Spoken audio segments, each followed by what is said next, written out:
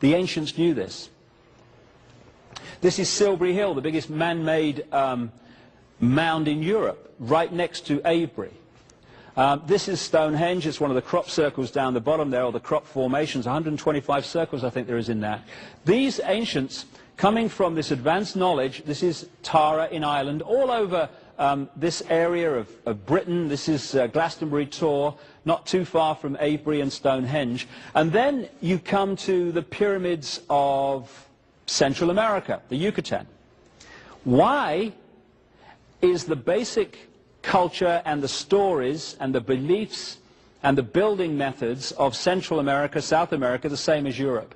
Because when you follow this research, you find that the Phoenicians not only went to Britain in the ancient world, they crossed the Atlantic also.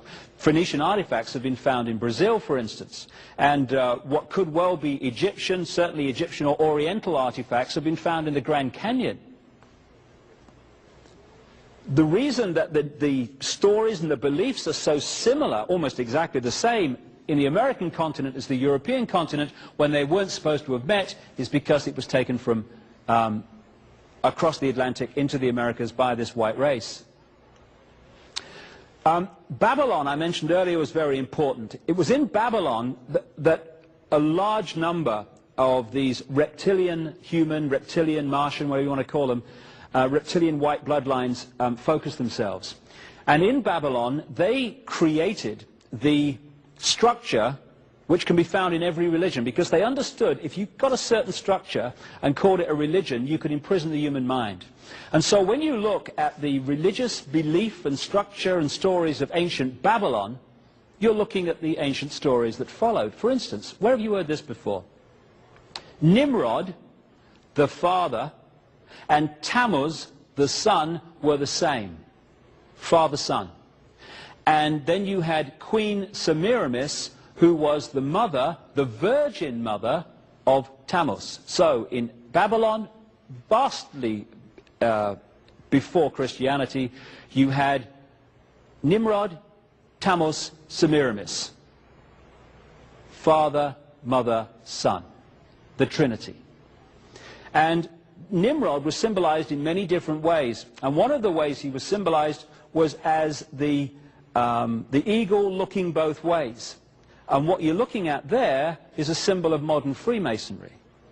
The symbols of the modern secret societies that control the world to this minute are the symbols of ancient Babylon and this period where it all, this area of the world where it all came out of.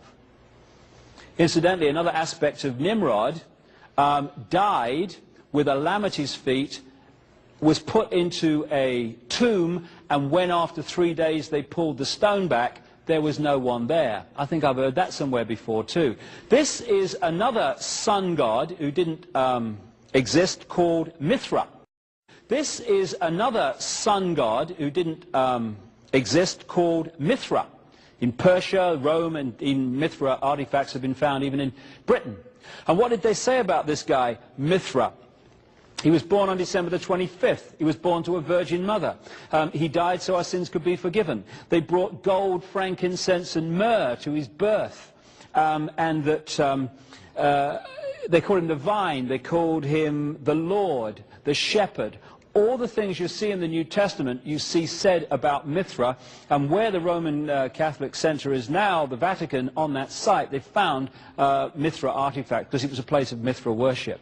And Mithra ran right up into the Jesus period, and they basically changed the name of Mithra to Jesus, and we had another religion. What they said about Jesus on the right there, and what they said about Horus, the son of God of ancient Egypt, was identical. Because Nimrod, Tammuz, Semiramis in Babylon, when these reptile human bloodlines took over the culture of Egypt, which had been started by the white race, the Phoenicians, they just transferred the same story and called it different names. So Nimrod, Tammuz, Semiramis in Babylon became Osiris, Isis, and Horus in Egypt. And again, right across the world, in different cultures and different eras, you see different names for the same deities. There seems to be a mass of names, very confusing. In fact, they're different names for the same deities. The cross is supposed to be a Christian symbol. It's not. It goes back as far as history goes back. This is a standing stone with the cross. Here we have Mother Mary holding Jesus, except that we don't.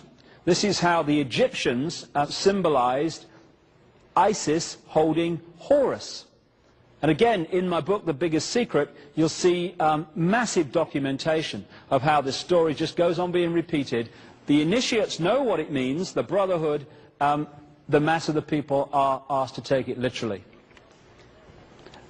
But what actually turned Christianity into the religion it became, and who decided what Christians believe to this day, was a Roman emperor called Constantine the Great. In 325 AD, he called a meeting of bishops in the early Christian church to his palace at Nicaea, now Iznik in northwest Turkey, and there the Nicene Creed was created. After they'd had a punch-up and ripped up documents and all that stuff, they decided the Nicene Creed would be as it is to this very day, and that's what Christians are supposed to believe. In this sign you will conquer, what Constantine said, and he was a sun worshipper. He worshipped a deity called Sol Invictus, the unconquered sun, and Mithra and all this stuff. He had no problem with Jesus because it was just a different name he believed for what he was already believing anyway. What he said was that before a battle, when he was battling to become emperor, he saw a cross in the sky from Jesus saying, by this sign, or in this sign you will conquer in the battle, which sounds massively like what the Prince of Peace would say, doesn't it, really? So Christianity was a manufactured religion. Here we see the Pope. There's the Maltese cross, a brotherhood symbol that you can see to the present day. I'll come to that shortly. But on the Pope's head is the mitre. And if you look at it sideways on, it's actually a fish head. Why is it a fish head? Because that's the symbol of Nimrod, the Babylonian god figure, who they symbolized as a fish, as they symbolized his partner Semiramis as a dove. And this is where the fish comes from in Christianity, as well as the House of Pisces. So basically, and The Biggest Secret documents this in detail, the Babylonian group moved home to Rome, the New Babylon.